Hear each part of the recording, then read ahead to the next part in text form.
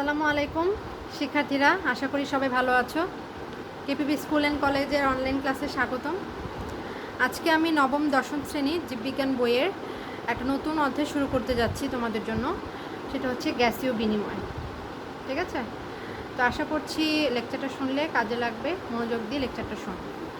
গ্যাসীয় বিনিময়, গত দুটো ক্লাসে আমরা দুটো প্রক্রিয়া পড়েছিলাম, সালোক সংশ্লেষণ এবং শ্বসন।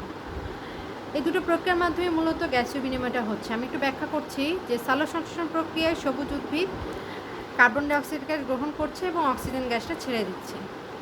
সেই অক্সিজেন গ্যাসটা কিন্তু উদ্ভিদ এবং প্রাণী আমরা শ্বসনে গ্রহণ করছি এবং কার্বন ডাইঅক্সাইড গ্যাসটা আমরা ছেড়ে দিচ্ছি। এটা হচ্ছে মূল নীতি। আসলে আমরা স্পেসিফিক জেনে নিই উদ্ভিদে গ্যাসীয় বিনিময়টা কীভাবে হচ্ছে। দেখো, সবুজ উদ্ভিদ সালোক সংশ্লেষণ প্রক্রিয়ায় সূর্যের আলোর উপস্থিতিতে কার্বন ডাইঅক্সাইড গ্যাসের মাধ্যমে শর্করাজাত খাদ্য তৈরি করছে এবং সে ছেড়ে দিচ্ছে অক্সিজেন গ্যাস।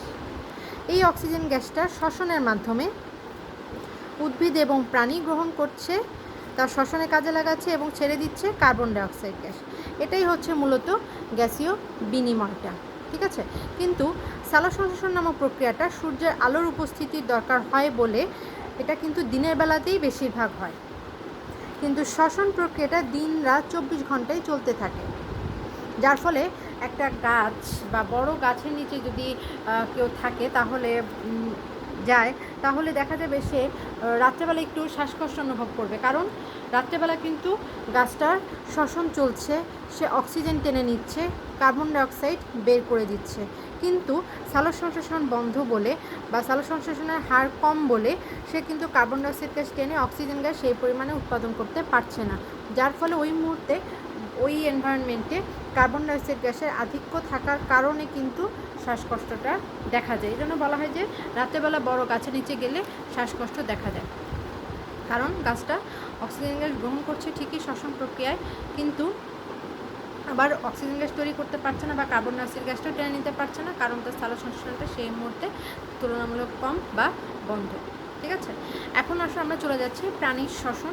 আমরা মূলত পড়ব মানব শ্বসন। তো মানব শ্বসনের মূল নীতিটা কি, এটাকে আমরা একটু দেখি ফ্লো চার্টের মাধ্যমে। যে বাতাসের অক্সিজেন ফুসফুসের মাধ্যমে আমাদের দেহে প্রবেশ করছে এবং রক্তের মাধ্যমে সে আমাদের দেহ কোষের সংস্পর্শে আসছে।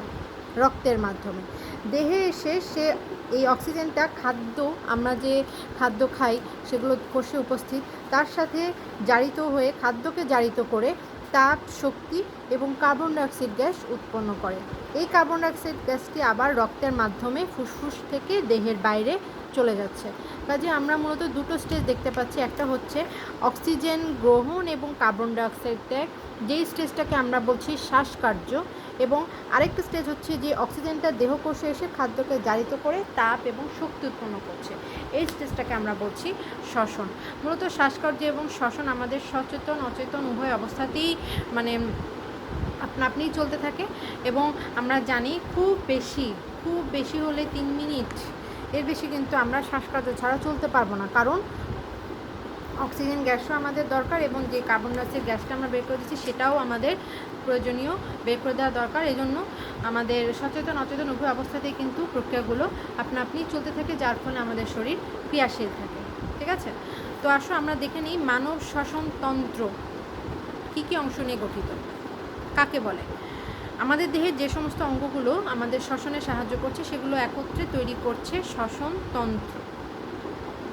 তো আমাদের শ্বসন তন্ত্রের অঙ্গগুলোর শুরু হচ্ছে নাসিকা বা নাক দিয়ে।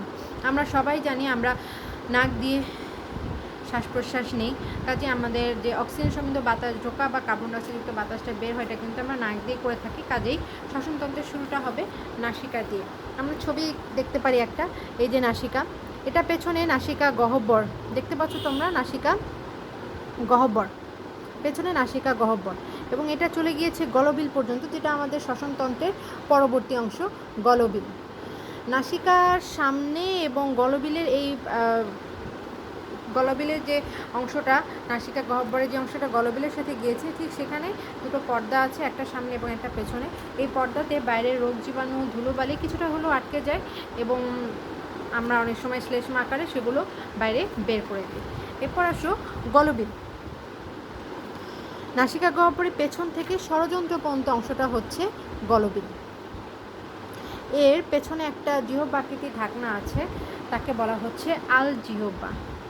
আমরা যখন খাবার খাই তখন কিন্তু আলজিহ্বা আমাদের এই অংশটাকে ঢেকে দেয়, গলবিলের এই নাসিকা গহ্বরের অংশটাকে ঢেকে দেয়, যার ফলে কোনো খাবার নাসিকা পথে বাইরে আসতে পারে না, যেহেতু খাদ্যনালীটা এইদিকেই অবস্থিত, এজন্য এই কাজটা করে থাকে। গলবিলের পরের অংশ হচ্ছে ষড়যন্ত্র। এর দুই পাশে দুটো পেশি আছে, যার নাম হচ্ছে ভোকাল কর্ড, এবং এখানে আরেকটা অংশ আমরা দেখতে পাবো, একে বলা হবে উপজিহ্বা। তো আমি নোটিশ করছি যেসব পয়েন্ট একটু খেয়াল করবে, আলজিহ্বা, উপজিহ্বা, ভোকাল কর্ড। অনেক সময় কোশ্চেন এসে যায় যে আলজিহ্বা কোন অংশে অবস্থিত, বা উপজিহ্বা আমরা কোথায় দেখতে পাবো, ভোকাল কর্ড থাকে শ্বসনতন্ত্রের কোন অংশে। কাজে এই জিনিসগুলো একটু নোটিশ করে করবে, ঠিক আছে। এরপরে দেখো ট্রাকিয়া বা শ্বাসনালী। ষড়যন্ত্র থেকে শুরু করে লম্বা যে নালীটা চলে গিয়েছে তাকে বলা হবে ট্রাকিয়া বা শ্বাসনালী। এখানে তোমরা কতগুলো আড়াআড়ি দাগ দেখতে পাচ্ছ, এটা আসলে কতগুলো তরুণাস্থি বোঝানো হচ্ছে। এই সম্পূর্ণ অংশটা একটা বলয়াকার তরুণাস্থি দিয়ে গঠিত। এই ট্রাকিয়া কিছু দূর যাওয়ার পর দুই ভাগে ভাগ হয়ে যাচ্ছে, একে বলা হচ্ছে ব্রঙ্কাস। ব্রঙ্কাস আবার ভাগ হয়ে যাচ্ছে, এই ভাগগুলোকে বলা হচ্ছে ব্রঙ্কিউল, ঠিক আছে। এরপর আসো আমাদের শ্বসনতন্ত্রের প্রধান যে অঙ্গ, তাতে চলে যায় আমরা, সেটা হচ্ছে ফুসফুস।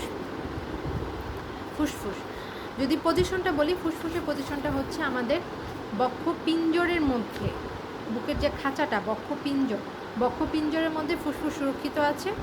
হৃৎপিণ্ড, তার দুই পাশে দুটো ফুসফুস, ডান ফুসফুস 3 খণ্ড, বাম ফুসফুস 2 খণ্ডে বিভক্ত।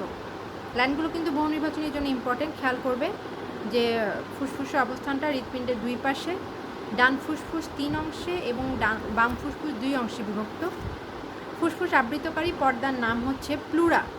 আমি আবারও বলছি, প্লুরা নামক একটি পর্দা দিয়ে ফুসফুস আবৃত আছে, এবং ফুসফুসটা স্পঞ্জের মতো। তো ফুসফুসের গঠনটা কি আমরা দেখেছি, ট্রাকিয়া ভাগ হয়ে তার নামকরণ হচ্ছে ব্রঙ্কাস। এই ব্রঙ্কাস আবার ভাগ হয়ে গঠন করবে ব্রঙ্কিউল। এই ব্রঙ্কিউলগুলো ক্ষুদ্র ক্ষুদ্র বায়ুথলিতে পরিণত হবে, ক্ষুদ্র ক্ষুদ্র বায়ুথলি, এরা অনেকটা মৌচাকের মতো একত্রে থাকবে, এগুলোকে বলা হবে বায়ুথলি বা অ্যালভিওলাস বা অ্যালভিওলি। এই বায়ুথলিগুলো কিন্তু কৈশিক নালিকা দিয়ে পরিপূর্ণ, বা এর চারপাশে কৈশিক নালিকা থাকবে।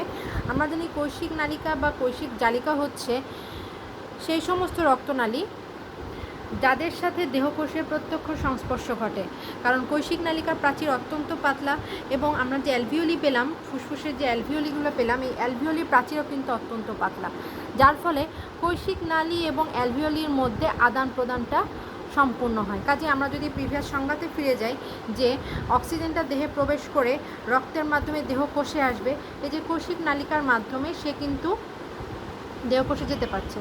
আবার দেহে উৎপন্ন কার্বন ডাইঅক্সাইড কৈশিক নালিকার মাধ্যমে যেহেতু প্রাচীর পাতলা, অ্যালভিওলাসে প্রবেশ করে আবার ফুসফুস হয়ে দেহের বাইরে চলে যাচ্ছে। এভাবে কিন্তু মূলত গ্যাসীয় আদান প্রদানটা এবং শ্বসন কার্যটা চলছে। তো ঠিক আছে, তো আজকে আমরা শ্বসন প্রক্রিয়াতে যাব না, আমরা যেটা পড়লাম আছে সেটা হচ্ছে শ্বসনতন্ত্র। আমাদের শ্বসনতন্ত্রটা কী কী অঙ্গ নিয়ে গঠিত, তাদের বর্ণনা। ছবিটা একটু দেখবে, তারপরে এই যে এই ছবিটা দেখলে আশা করছি তোমরা বুঝতে সুবিধা হবে কোন অংশ কোথায় অবস্থিত এবং তাদের গঠন কীরূপ, ঠিক আছে।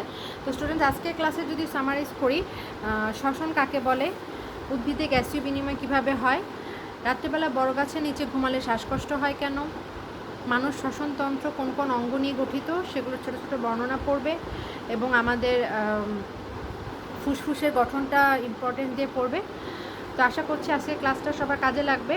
নেক্সট ক্লাসে আমরা শ্বাসকার্য কী করে হয় সেটা পড়ব, বহিঃশ্বসন, অন্তঃশ্বসন, শ্বসনতন্ত্রের কিছু রোগ ইত্যাদি নিয়ে আলোচনা করব। তো ঠিক আছে, পড়াশোনা করো মনোযোগ দিয়ে, সবাই ভালো থাকো, ততদিন আল্লাহ হাফেজ।